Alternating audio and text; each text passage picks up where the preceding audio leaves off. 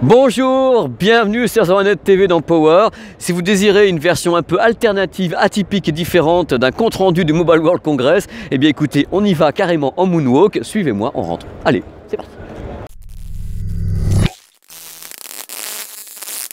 Oh là là, moi je connais ce logo, hein. Hop, on fait un petit tour chez Dolby, le Dolby Vision. On vous en parlait, on vous a vraiment parlé dans Power avec le HDR Dolby Vision sur les téléviseurs. Mais là, je suis au Mobile World Congress, les enfants. Donc ces smartphones, pour la première fois au monde, un smartphone intègre le HDR Dolby Vision. Et le smartphone en question, c'est le LG G6 qui est donc ici, qui dispose donc du chipset qui reconnaît le HDR Dolby Vision. Alors vous allez me dire, c'est quoi, pourquoi? Tout simplement, on va pouvoir avoir une image qui est plus dynamique déjà à l'écran. C'est une image qui est plus dynamique. Les zones claires et les zones sombres, il y a un plus gros contraste entre les deux, une colorimétrie qui est plus poussée, mais pas que. C'est pas que ça. On est avec un smartphone. Donc un smartphone, c'est un rétroéclairage, c'est un écran LCD. Et grâce justement à la gestion du HDR sur toute l'image, on peut arriver à des économies d'énergie puisque la luminosité est mieux contrôlée. Ça, c'est une des bases des choses. Et avoir une image surtout qui est meilleure en basse lumière, c'est-à-dire que la plupart des smartphones, quand vous passez une image qui est sombre, eh bien, on n'y voit rien du tout. Là, avec le HDR, ce qui est sombre est beaucoup plus vivant. Là, vous pouvez pas trop le voir parce que c'est un smartphone qui filme un smartphone. Mais je peux vous dire, je suis devant, les zones sombres sont beaucoup plus vivantes sur le modèle qui a le Dolby Vision. Avec le modèle qui l'a pas, c'est plus bouché, c'est plus noir, entre guillemets. Donc l'idée de base, c'est bien sûr qu'un maximum de smartphones maintenant puissent être compatibles avec le HDR Dolby Vision. Pourquoi ? Eh bien, à cause de ça, notamment, de Netflix qui va commencer à balancer des programmes donc en HDR Dolby Vision. Il faut savoir, visiblement, il y a un petit deal en cours entre Dolby et LG, puisque les téléviseurs LG qui sortent, quand ils présentés au CES Las Vegas, étaient compatibles pour la plupart en Dolby Vision. Et là, maintenant, il y a carrément le LG G6. C'est la voie royale, c'est merveilleux, on en reparle dans quelques temps dans Power, les enfants. Après LG et le G6, il y a bien sûr Sony qui s'est mis dans la course avec le HDR Ultra HD 4K. Alors donc ils annoncent que le smartphone Xperia XZ est bien sûr compatible avec le HDR mais sans le Dolby Vision, c'est-à-dire qu'il ne l'intègre pas. C'est le HDR 10 classique sans le Dolby Vision, toutes les démos sont ici et eux ils sont plutôt entre guillemets vulgairement maqués avec Amazon, tandis que l'autre côté Dolby Vision mettait en exergue Netflix. Ça c'est des accords entre des entités. Mais l'idée de base c'est bien sûr de faire évoluer la qualité de l'image sur les smartphones, étant qu'il y a de plus en plus de jeunes qui utilisent le smartphone comme on utilisait avant le téléviseur. Donc il faut que ça progresse à toute vitesse. Voilà, c'est pour ça que le HDR s'installe pour avoir une présence d'image largement supérieure. C'est plus vif en fin de compte. Voilà, c'est comme ça que je peux vous le résumer. Et voilà, l'heure est venue de parler de réalité virtuelle maintenant ici avec HTC. Nous sommes donc chez HTC pour le Vive. Alors le Vive, tout le monde connaît le masque-casque de réalité virtuelle qui est devant moi, qui est donc ici. Il n'y aura pas de nouveau Vive, de nouveau casque Vive en 2017. Par contre, l'écosystème va évoluer de A à Z. Je vous explique ce qui se passe. Le problème de ce type de casque, c'est qu'il est relié au PC. C'est un problème. Mais il y a un accessoire qui arrive, un accessoire formidable, qui est le TipeeCast. Alors le TipeeCast, c'est le boîtier qui est ici, le TipeeCast. Et le récepteur du TipeeCast est directement placé sur le casque, ici. Alors tout a été calculé pour qu'il y ait une latence minimale. Il y a une petite compression de données au départ, c'est-à-dire qu'on sait que l'image est un petit peu compressée. Mais globalement, le joueur ne voit pas la différence. Moi j'ai essayé, j'ai pas vu de latence, j'ai pas vu de problème de pixels et autres. Il y a une batterie qui est avec, qui est donc ici. La batterie du TipeeCast qui a 5 heures d'autonomie. Dans tous les cas, ce système qui sera en vente au deuxième trimestre dans le monde, qui coûtera aux environs de 300 €, prix à confirmer. Également, il permet de s'affranchir totalement du fil entre le casque HTC Vive et un PC. Donc l'idée de base, c'est ça, c'est qu'il n'y ait plus ce fil. Autre évolution autour du masque HTC Vive, les trackers. Là, il y a un univers. Vous voyez l'univers, c'est ce que va voir le monsieur dans son masque de réalité virtuelle, qui est donc ici. Mais la nouveauté, ce sont les trackers. Regardez, les trackers qui sont ici, installés au pied et qui sont installés dans son dos. Ça fait que lui peut maintenant apparaître, il est réel, donc il peut apparaître et se visualiser dans l'univers virtuel dans lequel il est, grâce aux trackers qui sont là. Alors il n'y a pas de date de lancement pour les trackers, mais ça fait une partie de l'univers du HTC Vive maintenant, puisque c'est l'univers des accessoires. Il y a bien sûr les manettes traditionnelles, les trackers, et voilà. Et le jeu qui va être lancé, et le monsieur peut donc se voir directement, regardez, il peut se voir, donc ça c'est ses mains avec les trackers, les manettes, mais il peut donc se voir bouger avec tous les accessoires qu'il a sur lui. Voilà, je pense que ça existera bientôt une combinaison, ça sera beaucoup plus simple qu'avoir des trackers attachés comme ça, une combinaison entière, un exosquelette qui sera composé de trackers. Ça c'est l'avenir de la réalité virtuelle et la réalité augmentée à mon sens. Donc là, ils ont placé le tracker ici pour simuler un pistolet à peinture, le tracker est devant et à l'écran, on a bien sûr la simulation complète avec le tracker.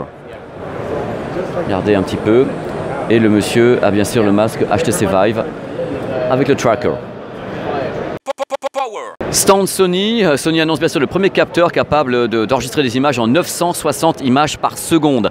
Donc c'est absolument dingue. On dit que ça dépasse ce que peut faire un œil humain. Donc ils sont en train de faire la démo devant nous d'un avion qui est Xperia, bien sûr, qui est en train de tourner et en train d'enregistrer l'image. On le fait en direct, en live stream carrément.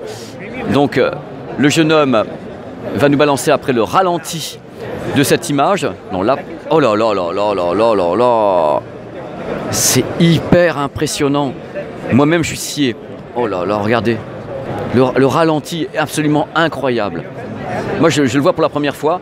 C'est vraiment à couper le souffle. À couper le souffle. Il y a tout, il y a la netteté, il n'y a pas de, il y a aucune... Oh là là là, moi je suis scié. Bon alors ça fonctionne. It works. Thank you sir. Alors là je le voilà, je l'ai fait en direct.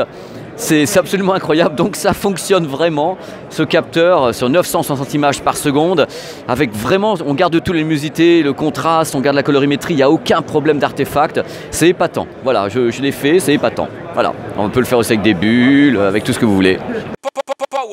Nous sommes sur un des stands de Samsung, Samsung Gear. Alors pour l'année 2017, ici, Samsung n'a pas forcément annoncé un nouveau masque de réalité virtuelle. Il fait évoluer celui-ci avec une mise à jour. Et surtout, il propose aux gens qui viennent ici une expérience incroyable avec 5 différents univers où on est vraiment très très secoué. Ça va dans tous les sens. On peut simuler des tas de choses. C'est l'ambiance toujours ici. On annonce également une nouvelle manette. Une manette qui accompagne le masque VR, une manette avec un accéléromètre et un gyroscope et bien sûr un touchpad. Donc ce sont les petites évolutions, ce ne sont pas des grosses évolutions autour de l'univers Samsung VR. Ça viendra au cours de l'année certainement. De toute façon, le Mobile World Congress n'est pas forcément l'endroit où il y a beaucoup de réalité virtuelle. Regardez, ça move, ça shake, c'est Power. Bon, vous le savez, dans Power, on ne parle pas de tablette, parce que ce n'est pas le but de la manœuvre. Mais là, on est chez Samsung, devant la Galaxy Tab S3. Pourquoi est-ce que je suis devant cette tablette? Parce que vous le savez ou vous ne le savez pas, Samsung a racheté le groupe Harman. Et dans le groupe Harman, il y a AKG, énorme marque que j'adore. Et là, cette tablette est particulière. On regarde une tablette quelquefois dans tous les sens. Du coup, il y a 4 haut-parleurs, quad speakers. Une électronique, avec la gyroscopie, s'adapte en fin de compte à l'angle dans lequel vous regardez la tablette pour avoir toujours le même son que vous regardiez en vertical ou en horizontal. J'ai trouvé ça très très mignon, donc je voulais vous en parler. Le quad speakers de la tablette Galaxy Tab S3. Stand Sony. Si vous avez vraiment un petit peu d'argent à dépenser, voici le Xperia Touch. Alors, ça fait un moment que j'en parlais un petit peu. Il arrive, la bestiole arrive. C'est un rétroprojecteur, vidéoprojecteur qui permet de rendre n'importe quelle surface tactile. Voilà. C'est-à-dire que vous projetez ici, hop, ça y est, elle est tactile. Regardez, je bouge ma petite main comme ça. C'est entièrement tactile puisque le système projette ici.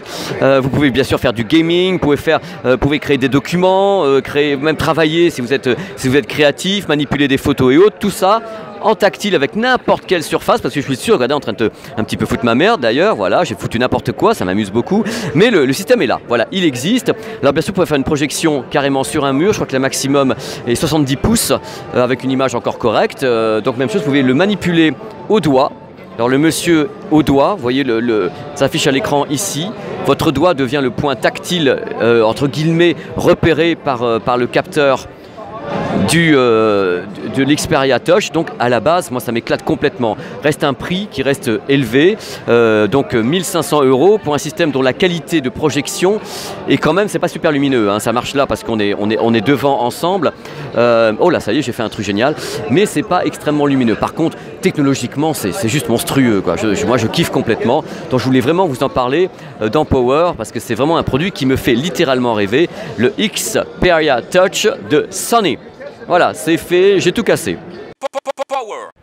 C'est terminé, merci d'avoir suivi ce numéro de Power qu'on a voulu un petit peu atypique, un petit peu différent par rapport aux choses qu'on a pu montrer dans cette édition. À mon sens, ce n'était pas le plus grand salon du Mobile World Congress que j'ai pu vivre, mais on a pu quand même choper quelques petits trucs intéressants, des petites directions avec le HDR, Dolby Vision et autres.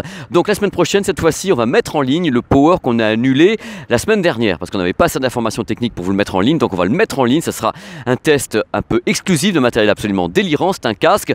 D'ici là, les réseaux sociaux, voilà, on va les mettre ici, par là, les réseaux sociaux où je suis très actif et je vous attends. Il y a également ma chaîne YouTube où je suis très actif et je vous attends. Voilà, d'ici là, portez-vous bien, à bientôt sur 01net pour un nouveau numéro de Power. Allez, ciao!